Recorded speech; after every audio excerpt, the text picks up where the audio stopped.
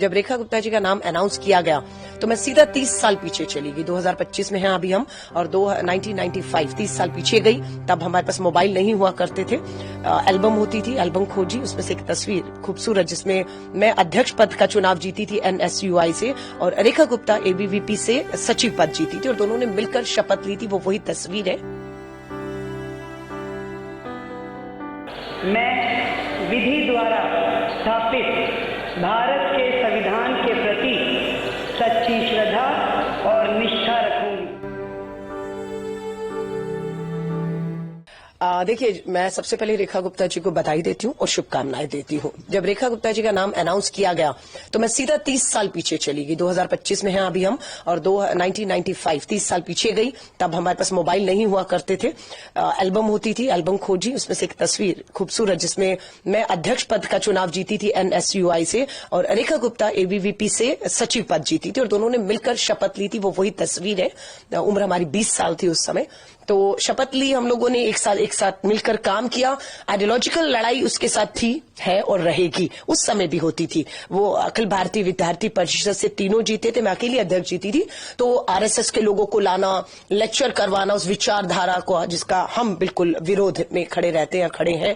हम गांधीयन को, आइडियोलॉजी के लोगों को लाकर हमारे अपना लड़ाई जो है एक संघर्ष रहता था।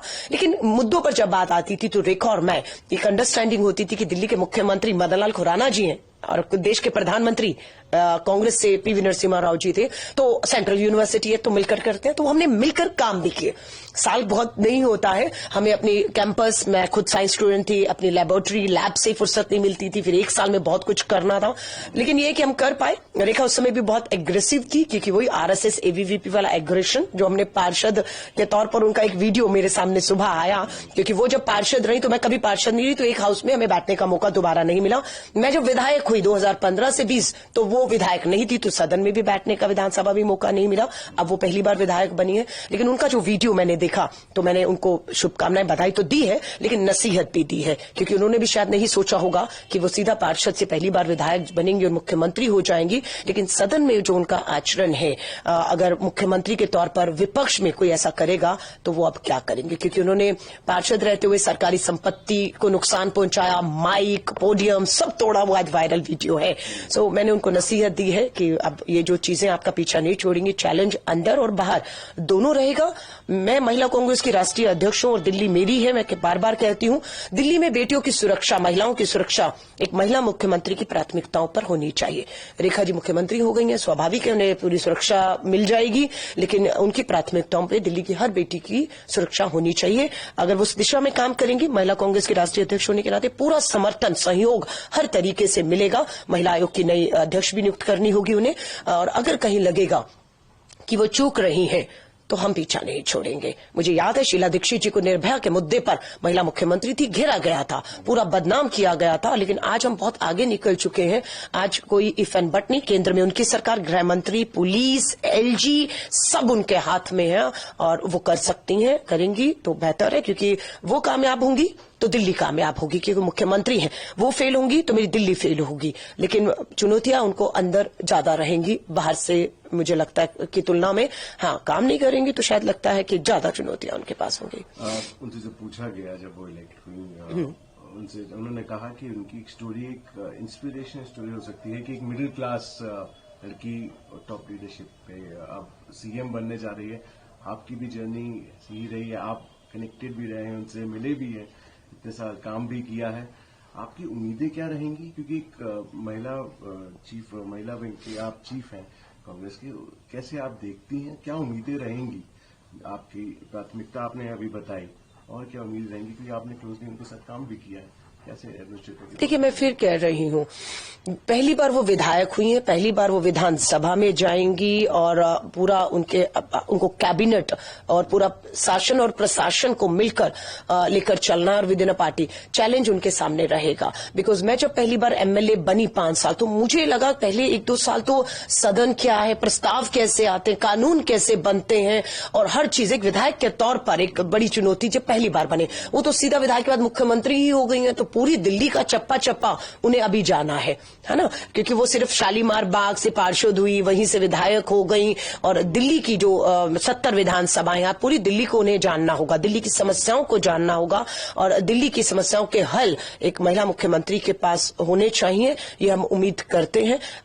और मैं फिर वही कहूंगी, मुझे उम्मीद है कि वो उनको करने दिया जाए, क्योंकि पहला जो टेन्योर बीजेपी को मिला था उसमें एक ही टेन्योर में 3 मुख्यमंत्री बदल दिए थे, मदन लाल खुराना जी, साहब सिंह वर्मा जी, फिर सुषमा स्वराज जी आई, और उसके बाद 28 साल लंबा इंतजार, क्योंकि सत्ता की लड़ाई। अब वो रेखा जी को मौका मिला है, लेकिन अब प्रवेश वर्मा जी बिल्कुल उनका मुंह उतरा हुआ है, विजेंद्र गुप्ता जी तो 10 साल लीडर विपक्ष वही लड़ते रहे आम आदमी पार्टी की सरकार के सामने, वो अभी नहीं है कहीं। और जिस तरीके से जो है आशीष सूद हो या सिरसा हो, पहली बार मंत्री हो रहे हैं, सो अनुभव बीच में आएगा और काम करने दिया जाए, या दिल्ली की सरकार केंद्र से चलेगी, फैसले वहां होंगे, सिर्फ मोहर लगेगी, ये सब आने वाला समय बताएगा उनके फैसलों में।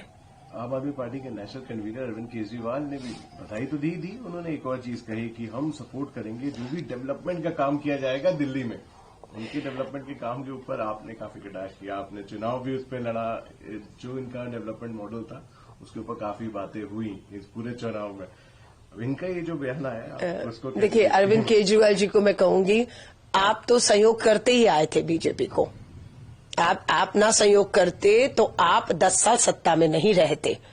ये रामलीला मैदान का आंदोलन और उसके बाद आपका सत्ता में बना रहना, और जब बीजेपी ने हाथ खींच लिया आपसे तो वो सत्ता में आ गए और आप बाहर हो गए। सो मैं केजरीवाल जी को कहूंगी, आप सहयोग करें ना करें, पार्टी को बचा लीजिए। आपके पार्षद तोड़ने का काम शुरू हो चुका है, नगर निगम में आप बाहर होने वाले हैं, चंडीगढ़ में आप बाहर हो गए हैं जबकि आप बहुमत में हैं, और आपके विधायक जो आप बीजेपी से लाकर जिनको टिकटें दी हैं, जिसमें मैं अनिल झा को भी देख रही हूँ, दिल्ली यूनिवर्सिटी में मेरे बाद वो भी रहे और वो बीजेपी से थे, बीजेपी के विधायक थे, आज आपके विधायक हैं, जाने की तैयारी है बीजेपी में सबकी। सो अपनी पार्टी को बचा लीजिए, बेटर होगा, वरना दिल्ली दूसरा होगा जिसमें विपक्ष नाम की कोई चीज नहीं बचेगी।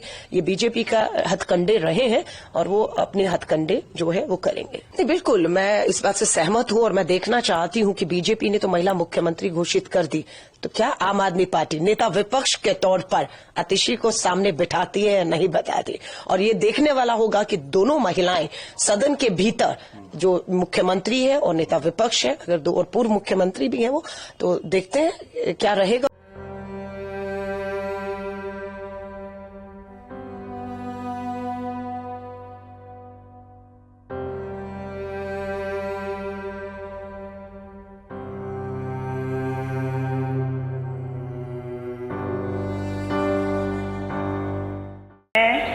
रेखा गुप्ता